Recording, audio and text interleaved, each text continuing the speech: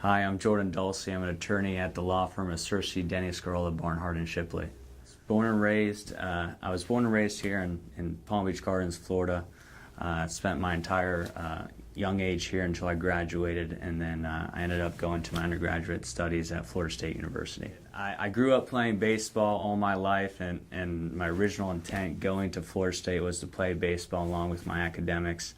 That didn't pan out, but I had the opportunity to try out for the football team. I was still pretty athletic at the time, which was fortunate, and I got the opportunity to play with some really great guys and really grow and see how a D1 program operates and just grow in that athleticism and also in the leadership that you see with the coaches and some of the really great players that go on to the NFL. Yeah, so while I was at Florida State playing football, I did have the opportunity in 2010 to be a part of the Chick-fil-A Bowl team that won the championship there. Played with guys like E.J.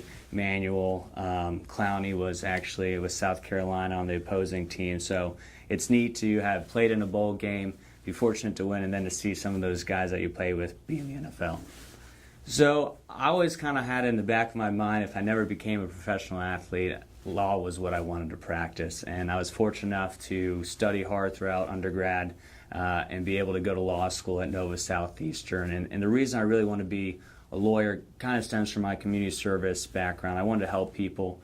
The law is so intricate in our society, and many people don't have the access to it. So it was a way with my abilities to help people, help them get access to the courts, and help them be an advocate for them in the courts. So I started my career working for the defense side as a lawyer, and I really enjoyed the experience that got me. But when you work on the defense, you usually represent large corporations and insurance companies. And I felt I could be better suited serving the victims who are on the other end of the lawsuit, and those who are victimized or are victim of negligence often are only a singular voice going against a large corporate entity.